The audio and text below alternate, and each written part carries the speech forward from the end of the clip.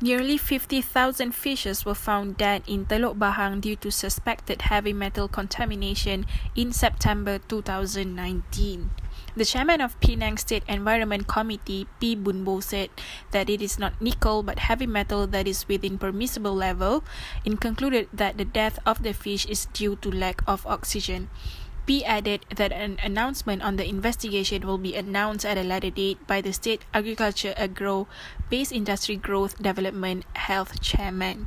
The test results are finally out from the water sample taken from Teluk Bahang showing contamination of heavy metal.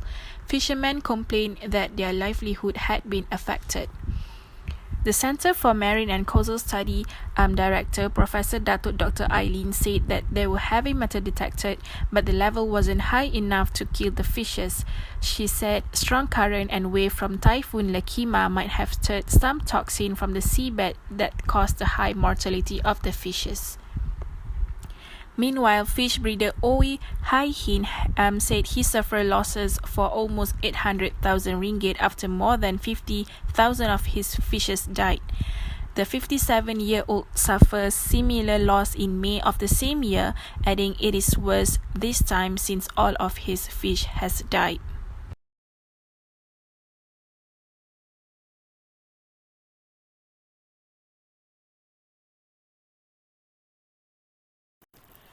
Moving on to the international case, what happened was a major haze crisis in Indonesia, specifically in the province of Riau due to deforestation. It affected not only in Indonesia but also neighboring countries like Malaysia and Singapore. The companies involved used the illegal technique of slash and burn in clearing the land in order to save more costs for future land usage. Of course, this illegal action taken by irresponsible companies has brought a lot of negative impacts to the people. For example, adults and babies were dying because of the very polluted air for breathing. Health concerns were also skyrocketed and many were not able to live their daily lives as usual. Most shops were closed and resources went low. Other than that, schools were also ordered to close, and these included schools in some areas in Malaysia. Air flights were cancelled due to low visibility because at that time, the Air Pollution Index API reached above 500, and this indicates as the most polluted areas in the world at that time based on the World Air Quality Index. Malaysia and Singapore has sent diplomatic notes to Indonesia expressing concerns about the forest fires. However, in their defense, Indonesia believed that the country is not entirely to be blamed because Malaysia-owned companies was also involved in the illegal activity.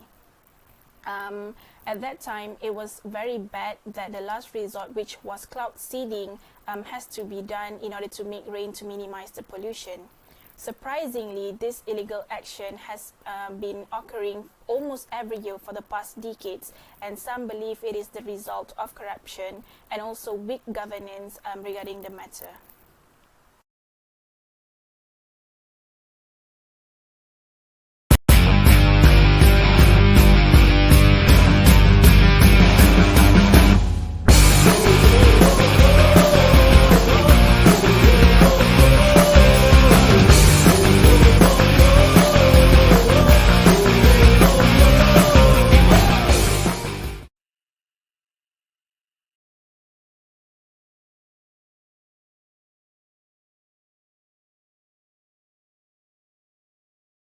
Good evening, Miss and my fellow friends. As we know, respect and concern for others plays one of the most significant roles of ethical practice. It means that the company should focus on impact to other individual, society, and biophysical environment. For example, chemical factories are required to ensure that their emissions do not affect people's health and business. Furthermore, the sustainability of the ecological environment should also be valued as well. The Malaysia case tells a story that local fish breeders met loss due to contamination of heavy metals. In order to save costs, some companies recklessly discharged unprocessed emissions to rivers and lakes. It caused a drop of oxygen content in the water, and fishes died. Besides, if pollutants penetrate into crops and water, human beings will be exposed to high risks of health. In addition, polluted soils by metals is difficult to be recovered and even become barren forever. The behavior definitely ignored concerns for health and business incomes of others.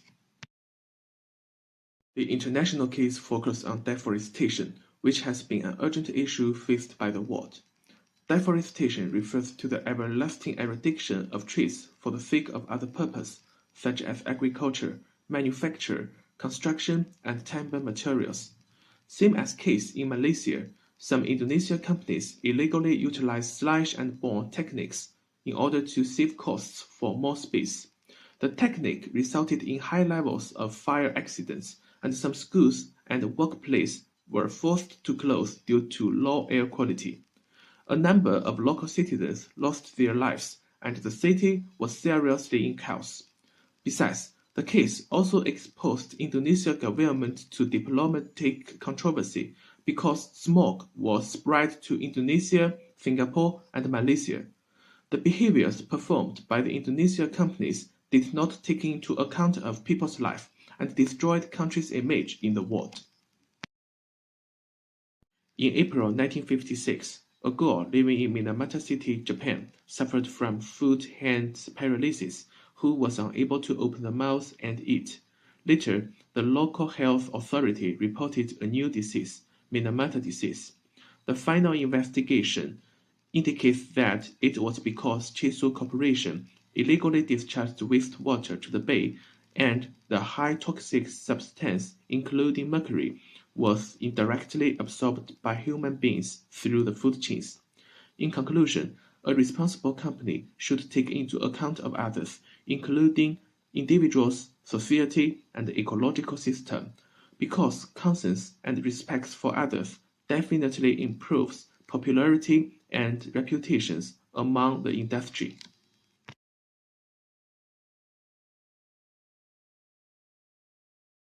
Now we move on to the next theory, whereby the utilitarian theory of ethics or utilitarianism, whereby it is a theory where our action have its consequences. Our action is deemed by consequences, which is a part of the teleological theory, whereby every action has its consequences and we are promoted to do actions that promote good consequences rather than bad. Whereby if the action produces good consequences, it is deemed ethical.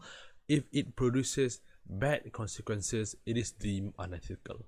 In the Malaysian case, whereby the fish breeder lost around 800,000 ringgit, it is caused by the dumping of fish into the nearby river. This is the action. The dumping of fish by factories, whereby it produces two consequences actually. First, consequences toward the factories itself, whereby it reduces the factory cost of fish disposal. However, the next consequence is a bad consequences, whereby consequences towards everyone nearby, whereby throwing the waste into the river contaminates the water and killing the fishes in the fish nursery, making the fish breeder loss around 800,000 ringgit. Next is the case of the Indonesian forest deforestation, whereby they burn these trees to clear land. Firstly, there are good consequences whereby these people that create deforestate, they clear the land to plant new trees for their palm trees. Actually reduces cost. They don't need to buy a permit to cut down the trees. They don't need to hire labor. However, the bad consequences is towards people that is around, not only towards Indonesian, but also to people in Singapore and also Malaysia. But it created haze. It increases the air pollution index, the API index, whereby it makes businesses and schools close. People can't go to school. People can't go to work, and also it is a health hazard towards others. In utilitarianism, it is every action that we do, we have to think about the consequences toward all, not toward ourselves, but also toward everyone around us, everyone that might be affected by the action. So this is why This is why both of the cases should follow utilitarian. They should follow utilitarianism, whereby this action that they do, they should think about others, especially in environment, whereby we have biocentrism, whereby all beings are equal, all beings are the same. We have to take care of each other. It is not about the question, will that thing suffer, but it is the question, is it alive? If everyone, if the trees is, can the tree suffer? We don't know. Is the tree is alive? Yes, we do. Same for the fishes. Is the will the fish suffer? We may not know, but is it alive? Yes, the fishes are alive. So every action that we do, we have to think about the effects and the consequences toward others, not only humans but all beings itself. That is biocentrism, whereby we can relate to utilitarianism, and also in these two cases that we have discussed. That's all from me. Thank you. This video of TED basically talks about how the law works in the aspect of environment. In the talk, she mentioned about how lucky we are to have such the advanced technologies to control the natural world. For example, the invention of the steam engine played a very important role in this case, since the ships could now cross the world seas independently. But because of all the advanced technologies as well, it also might result in causing natural disasters and damaging the ecosites.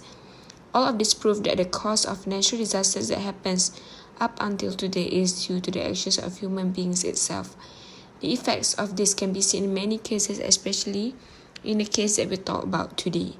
He also has mentioned about the law that has done so many things to protect the nature, but it has not been able to address the core flaw in the legal system itself. In this video, it mentioned about how the lawyers who enslave themselves to the natural world. The lawyers also threaten their own freedom because without a clean and safe environment, it will be very hard for them and for us as well to enjoy our right to health, education, and employment.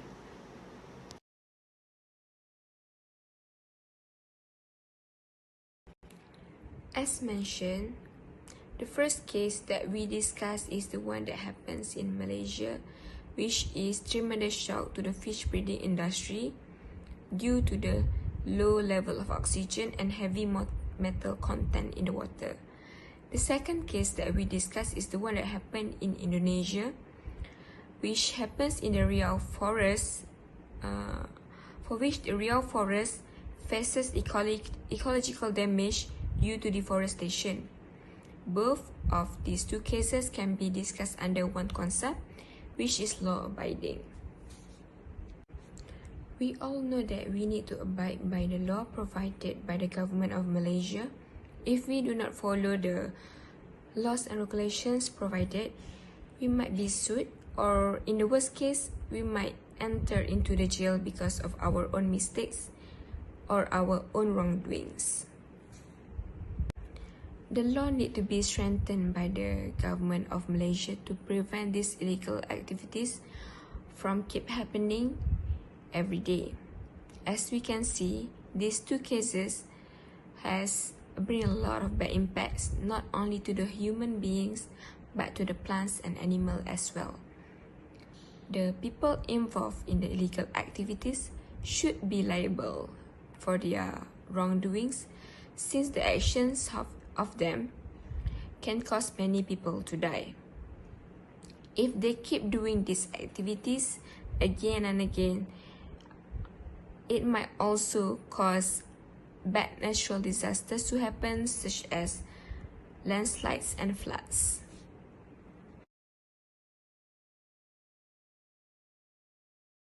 So, in conclusion, we can see that our environment has been threatened day by day.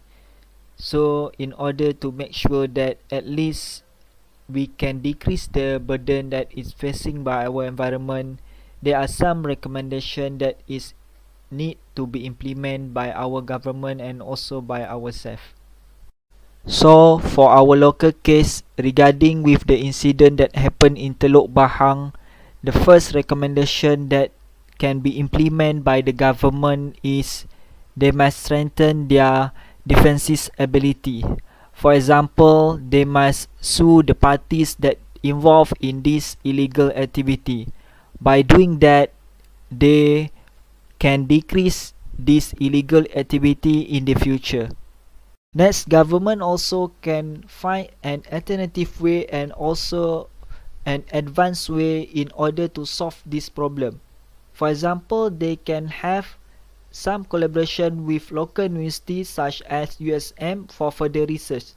From that, they can find out or come out with a new mechanism in order to make sure that they can use an efficient way to make sure that this problem can be solved. And lastly, government also must apply or can apply the theory of utilitarianism when they're making a decision. For example, they must make sure that all the decision that they made is benefiting of the parties that is involved.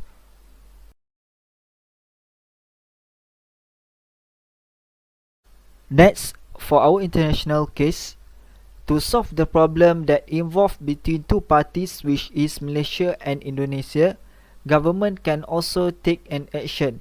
The first one is they must or can implement or accept the proposal that is made by our Minister of Energy, Science, Technology, Environment and Climate Change, Yeo Bin, regarding the Cross-Border Pollution Act.